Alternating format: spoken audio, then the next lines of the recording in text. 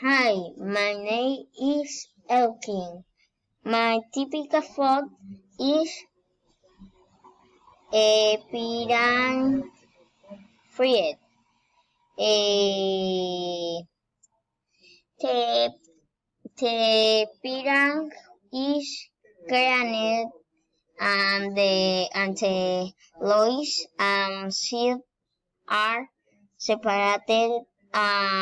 Marinade is prepared separately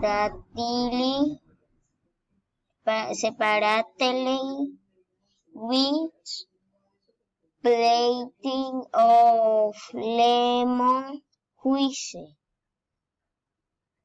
seasoned with pepper and salt.